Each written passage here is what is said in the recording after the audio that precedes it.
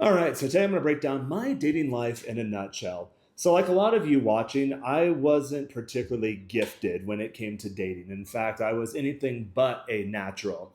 And fun fact for those of you who followed the channel for a while or just getting to know me, I was actually considerably overweight when I was younger. Wasn't born that way, started off real stressful. My folks got divorced, and I think that I just really self-soothed with food, developed an oral fixation. When I was around maybe my early teenage years, like 13, 14, 15, a lot of my friends started having dating success, going to dances, going out with girls, getting girlfriends, whatever that meant at that age.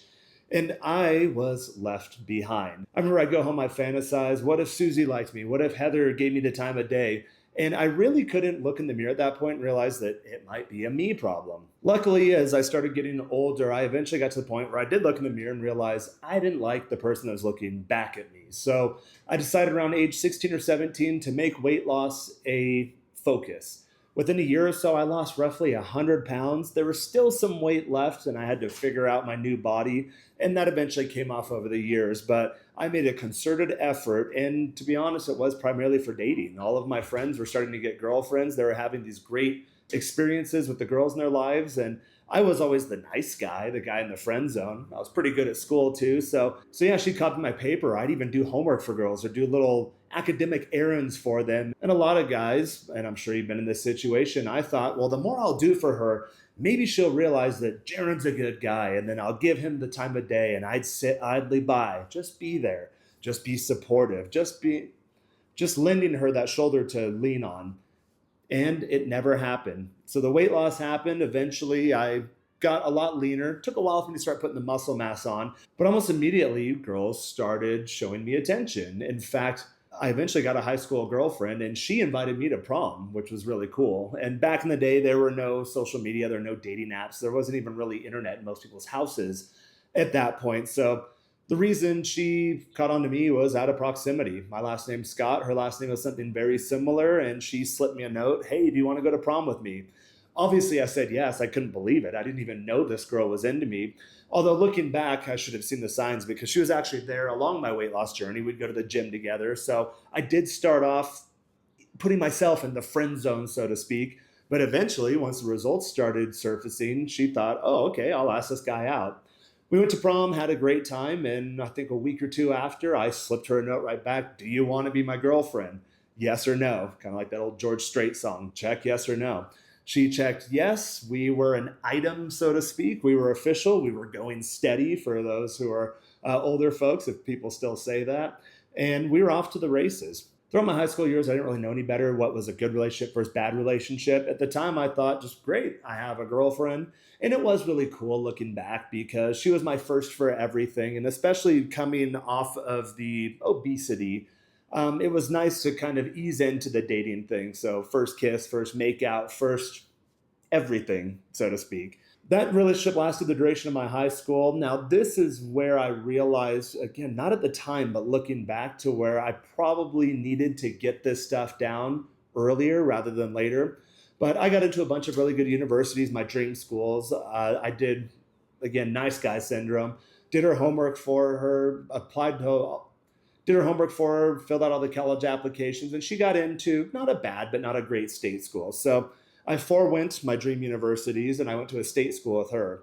However, within a week or so of starting university, she decided to rush for a sorority and had cheated on me twice within the first week. So looking back, that sucked. That was a gut punch. That was a kick in the nuts. All of those old feelings of getting passed over for dance invitations or dates or things of that nature. Even before I got the girlfriend, I remember getting humiliated asking a girl to prom.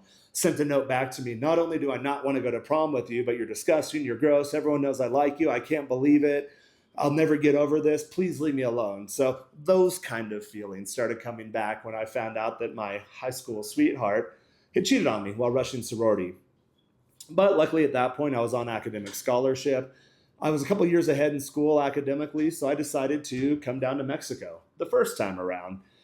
Got down here, it was a whole new world to me. It was actually really fun, experiencing the new sights and sounds and smells and sensations. And very quickly I realized, by this point, I was already in pretty good shape, that I was an item on the dating market. However, at this point, I'd still not undergone the deep emotional work nor the front of mind strategic work to optimize my dating life. But I was in a position that I'd call more of a situational or contextual alpha, for lack of a better term.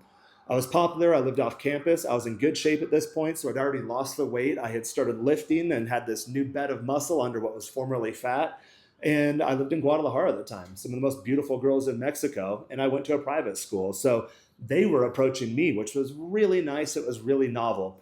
Took a while for me to get going. I was absolutely crushed when my high school sweetheart had stepped out on me, so to speak. And it took me a while to start regaining my confidence. However, within a matter of months or so, I was dating new girls in Guadalajara, having a great time. Girls that I couldn't have even dreamed about when I was younger, or just even a few years earlier when I was still in the weight loss journey. Not only were they into me, but they were really into me. And then I was getting girlfriends and dating kind of the higher class girls in my university, which was really nice. Eventually, that experience ended. I had to go back to the US for a little bit to wrap up my degrees. I did like a double major and I graduated. Then I did what many young people did. I entered the workforce. And at this time, again, I didn't really know what I was doing. Hindsight's always 2020.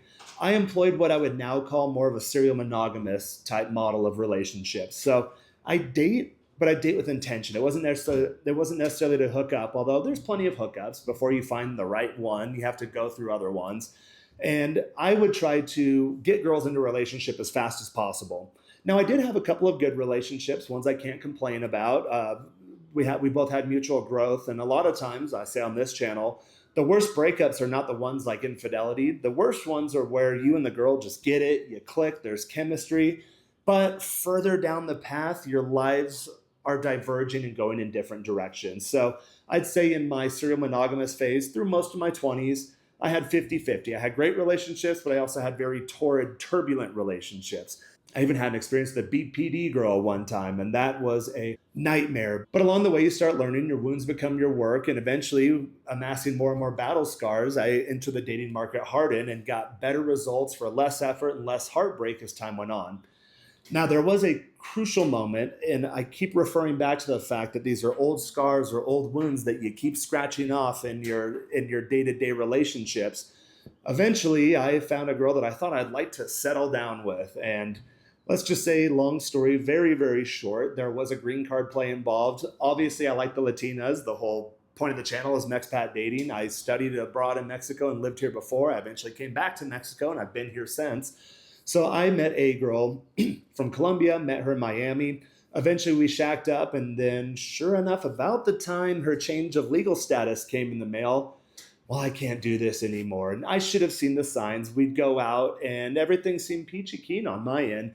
But little things, little signs would surface, like, I don't need a man to tell me what to do, or you're not the boss of me. Little comments that came out of nowhere that seemed innocuous at the time. But again, looking back, you realize, okay, there was something there. Well, it turns out she had a guy the entire time. She was just using me for a green card. And at that point, that experience was so devastating. Once more, reliving those past experiences in the reality, in the present day. At that time, I decided, you know what? I'm going to get this down. And at this point, it was even more disheartening because I had had success. I had studied abroad in Mexico. I actually played baseball for the university I studied for. I was quite popular on campus, and I dated the best girls at university. And not only did I date them, I had good relationships without even really trying. That's why I introduced that term earlier. Contextual alpha or contextual high status is probably what I put out at that point. But fast forward a few years, I'm in the tail end of my 20s, and my dream of settling down, having the white picket fence, American dream fantasy was gone. It was shattered. My whole reality was crushed. So at this point, I realized I need to do something. I need to figure this out. And that's when, for the first time, I decided to make dating an effort. And again, this is really odd because for me, I had had success before. Even in my serial monogamous 20s, I had had good relationships. I had had hookups with girls that I would consider hot or quite attractive at the time. And most of you probably would too. But there was something I was missing. The whole green card marriage fiasco that didn't break me, but it broke me down to the point where I realized I need to get my dating life under control. I am the architect of my own universe. Let's make this a concerted effort and let's finally figure it out. So I did just that. And at that time, there were other areas of my life that I needed to work to. So I wanted to figure out the career thing, get my finances down, go back to living remotely and working remotely. getting my physique even more polished. Now, that was a work in process. Now, the physique or the fitness area of my life, that's been a work in progress my entire life. But at this point, you know what? I'm going to do a rebrand, a refresh, a new me that I'm going to put out to the universe and the dating market. And we'll just see what happens. But I didn't approach it from, okay, let's just cross our fingers and wish really hard and then hope and pray that things will turn out my way. That didn't happen that way. I was very cognizant about my progress and what I was going to do. So, following the whole green card marriage and subsequent annulment, I did go to CBT for a bit. That's cognitive behavioral therapy. I wanted to understand these patterns and why I kept repeating them in my dating life. Did that for a couple of years, got that down. Again, continued to make progress in the gym, continued to constantly level up my finances and my professional life, add more freedom in my life. And then eventually I got to the point to where I realized I'm a digital marketer by trade, so I leaned into what I know best, and that's digital lead acquisition. And in fact, I got so good that volume was coming in like crazy to where it was one or two new girls per week for years at a time. And do the quick math, that amounts to a lot of experience very quickly. In fact, I'd say now I'm even at the point to where I have too much of a good thing to where I can have whatever I want, with whoever I want, whenever I want. And really, it doesn't take that much effort. So you'll notice as you go along your dating journey or any other journey in life that when you level up, the problems don't go away. They become better problems. So my problem before of, okay, I can't get a prom date to, oh my God, my high school girlfriend cheated on me to, all right, I can't find a girl in my 20s who's on the same life path as me to finding who I thought was that girl and having that blow up in my face. Now I'm in a position to where I can have whatever I want. And the funny thing is, now that dating's not necessarily my personal focus, it's obviously the focus for the channel, and I help you guys by getting you up to speed a lot quickly. It's taken me maybe 20 plus years to get here. I want to streamline that process for you so you can learn from my mistakes and you can optimize based on optimal points of acquisition and date execution and retention and actually getting the relationships you want with women. I want to bring you up to speed quick. So that's where I get my dating success now, is by helping you guys. But personally, I'm in a position to where I've got it all made. I'm pretty good now. And that's a really good place to be in. And maybe at some point in the future, I'll try going down that avenue of settling down with someone, having children, really opening that next chapter of my life. But for now, I've been in what I call a prolonged transition phase. Initially, I started off the dating journey. Okay, the heartbreak was so bad from the marriage. It was so bad with the high school breakup. It was so bad with the good girlfriends that weren't on the same life path as me that I want to get this figured out to where I don't deal with that stuff anymore. In fact, my dating life is rich and it's comprehensive and it's robust and it's fun and I'm always learning new stuff. But eventually you get this stuff down to where you're like, all right, I can have lasting, meaningful relationships with the exact girl I want. And once more, that's exactly why I'm here to help you today, because I hate to see people go through some of the experiences I did. If you're considerably overweight, 100 pounds plus, guess what? I can help you out. If you're living in your mom's basement, you can't get a job to save your life, guess what? I'm pretty good at getting remote source work. If you want to become legal in Mexico, and I say legal, you should do it the right way because it just makes life a lot easier when you don't have that lingering behind the back of your head that, okay, yeah, I live in Mexico, but I'm not really here or participating in the culture, the language. I've got that all down, so I can definitely help you there. And once more, that was the genesis of this channel, just like it's a genesis of my dating evolution and how I got to where I'm at now. But I'm here to help you out. If you have any questions at all across any of the topics I've covered, or if you find that you're still suffering from that pit in your stomach, you could be the Chad looking back in the mirror. I've been to that point to where I looked like a fitness model years ago, but I still wasn't getting the types or qualities of relationships I wanted. Eventually, you go through these pain points, you reiterate, you do the work, you level up, and then you celebrate for a bit.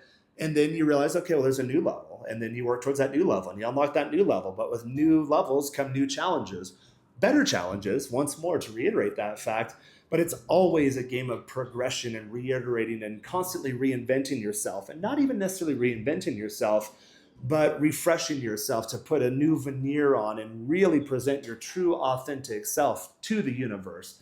Once more, that's what I'm here to help you with. If you have any questions at all, be sure to click that link down in the description. We'll get you on a complimentary call to really break down your dating life, see where you're at, where you'd like to go, and put together the best logical progression on how to get there to really start getting the results you want and avoid those ever nagging and lingering pain points that I hope you're not going through. I'd much rather have you spoiled for options and be in the driver's seat of your dating life than wondering about aimlessly wondering, okay, well, what I'll do, or sitting on your hands, or again, fingers crossed, hoping and praying that maybe the one will come into my life. It doesn't work that way. You have to take deliberate action, and I'm here to help you do just that.